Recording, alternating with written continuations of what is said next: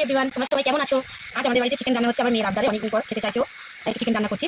তো আমি চিকেনের মধ্যে একটু ম্যারিনেট করে নিচ্ছি। প্রথমে দিয়ে দিয়েছিলাম নুন, হলুদ, একটু লঙ্কার গুঁড়ো, ভিনিগার আর একটু দিয়ে দিচ্ছি কাঁচা সরষের তেল। আমি এইভাবে একটু ম্যারিনেট করি। আমি আমার ইচ্ছা মতো একটু নিজের ইচ্ছা মতো একটু অন্যরকমভাবে তৈরি করি চিকেনটা। তো এখানে আমি ভেজে রেখেছি আলু, এই যে আলু আমি ভেজে রেখে দিয়েছি।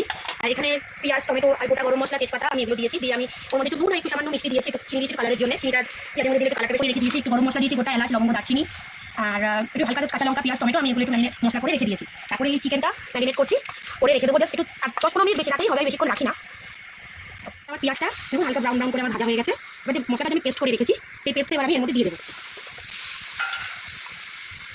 মশলাটা দিয়ে দেওয়ার পর এবার আমি এর মধ্যে হলুদ আন্দাজ মতো আমি দিয়ে দেবো। আন্দাজ মতো একটু লঙ্কার গুঁড়ো দেবো, যতটা আপনি ঝাল পছন্দ করেন। আমার ঘরে একটু ঝাল ভালোই খাই, আমার মেয়েও খাই, না বলবো না। তারপরে আমি আন্দাজ মতো একটু নুন দিয়ে দেবো, স্বাদ মতো, যতটা আপনারা প্রয়োজন মতো নুন লাগে ততটাই দেবেন।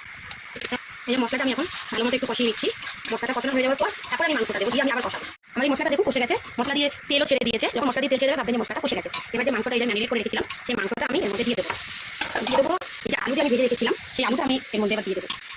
দিয়ে ভালো করে আমি এবার এটাকে একসাথে কষাবো। সামান্য একটু জল অ্যাড করবো, বেশি না, অল্পটুকু একটু জল দেবো, যাতে তলায় লেগে না যায়। এবার এটা ভালো করে আমি কষিয়ে নেবো। এবার এটা কষানোর পর যে জলটা বেরোবে সেটাতেই কিন্তু মাংস অলরেডি আপনার কষে যাবে। এইভাবে কষিয়ে নিয়ে আমি এবার ঢেকে দেবো। আমার মাংস দেখুন কষানোর পর এই যে আমার মাংস রেডি। সামান্য একটু জল দিয়েছিলাম, তারপর জল বেরিয়েছিল, দিয়ে এই যে আমার মাংস রেডি। এবার আমি সামান্য একটু গরম মশলা দিয়ে আমি মাংস নামিয়ে নেবো। আমার মাংস আপনারা সবাই জানাবেন যে কিরকম লাগলো আমার এই রেসিপিটা। আমি এইভাবে ঘরোয়াভাবেই ঘরে করি। আর এখানে আছে ভাত, আমার ভাতও হয়ে গিয়েছে। আর একটা জিনিস আজকে একটু বানাবো, সেটাও আপনাদের সাথে শেয়ার করবো, দেখি কিরকম লাগে আপনারা বলবেন। একটু বললাম যে আজকে আমাদের বাড়িতে চিকেন রান্না হচ্ছে মেয়ের জন্য, মেয়ের আবদারে। তো আরেকটা রেসিপি আমি বলেছিলাম, এখানে এটা হচ্ছে ভেটকল বাটা। আপনারা কে পছন্দ করেন তারা আমাকে একটু জানাবেন অবশ্যই কমেন্টে। আমি ভেটকল বাটা দিয়ে টেস্ট করে নিচ্ছি, আমি সেদ্ধ করে রসুন আর লঙ্কা দিয়ে টেস্ট করে নিচ্ছি। ওই আমাদের আলু দিয়ে ফোড়ন দিয়েছি, তেল দিয়ে তারপরে ভেটকলটা দিয়ে নুন, হলুদ, একটু মিষ্টি স্বাদ মতো আপনারা দিয়ে দেবেন, দিয়ে ভেটকল বাটাটা করবেন এইভাবে। আর পারলে আপনারা করে আলু দিয়ে বদলে অনেকে আছে শুকনো লঙ্কা ফোড়ন দেয়, এটা অপশনাল, কেউ দিতেও পারে, কেউ নাও দিতে পারে। আমি আজকে